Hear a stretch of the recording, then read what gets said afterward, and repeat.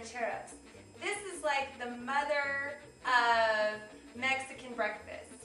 Now this dates back to when workers were working on the farm and they come in midday and they'd have themselves a big hearty meal. There's all different variations to how you can make this. But today I'm just going to make one. So I have some corn tortillas and I'm just going to lightly spray them with some nonstick cooking spray. This one's canola, but you could do olive oil. There's all different varieties. I'm going to put them on my pan and then I'm going to get it in the oven. So I've been receiving all sorts of fun comments from people, and it's so funny, especially on my YouTube channel, how people will like literally get in arguments over things I make. Because one person's trying to defend me and another person is putting me down. But I thought it was so funny. This guy the other day, he wrote how he couldn't believe I was this white chick cooking food.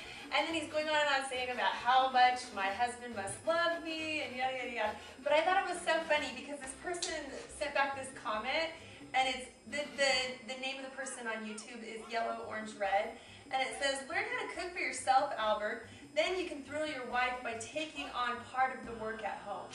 So I thought that was so hilarious. Like, all these guys are like all so excited they want this woman that can cook for them. But obviously this lady was like, learn how to cook yourself, man.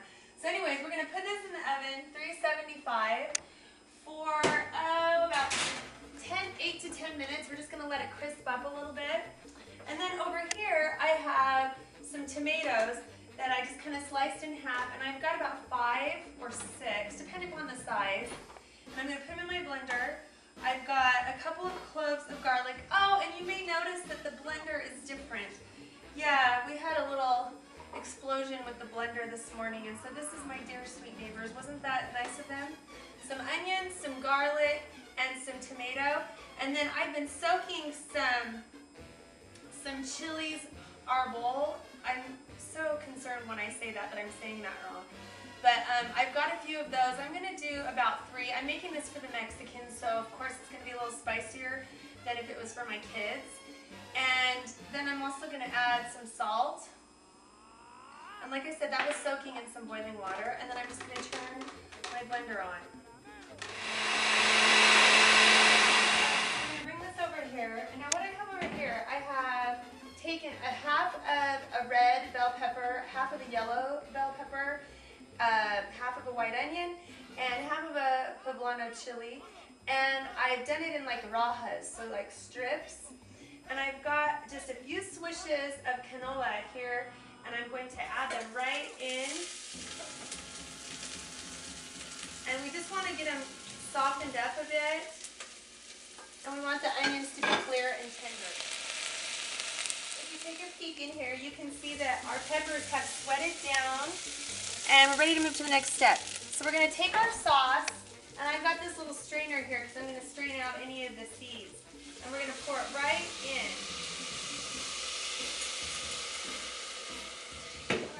Tostadas are ready, so we're just going to take those out of the oven, and I'm just going to sit them over here on the counter. Alright, we're moving on to one of our final stages. That's the huevos. What we got here is we've got our frying pan. I've taken a few swishes of canola and put them in there. Now, I remember when I was a kid, my dad always used bacon grease. So if you are one to say bacon grease in the fridge, then that would obviously be yummy. Anyways, we're going to go ahead and crack our egg, and typically this is done with an egg where the yolk is not broken. But if you're making for someone that doesn't like their yolk runny, then just go ahead and break that yolk. Okay, I'm just going to take a little bit of salt. There's also 2 ways you can do this. Some people like to flip their egg and cook it that way. I just like to take a little bit of the oil and baste it.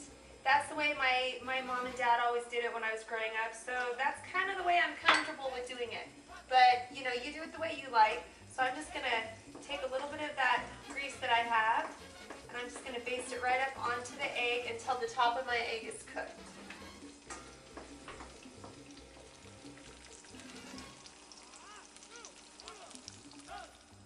Okay, we're ready to plate this up. I've taken some rice and some beans. You can get the recipe for this on marriedtoamexican.com. And I've got one of my eggs here. And I'm just going to set that on there. Then I'm going to take some of the rajas and put that right over the top, just like that. And then some of my sauce, I'm just going to smother that all over the top of this. Look how yummy that looks. If you're thinking about something to make this weekend, this would be a delicious brunch, breakfast, lunch kind of thing. If you want to get more great recipes, you can always go to marriedtoamexican.com and click on the Cook With Me page.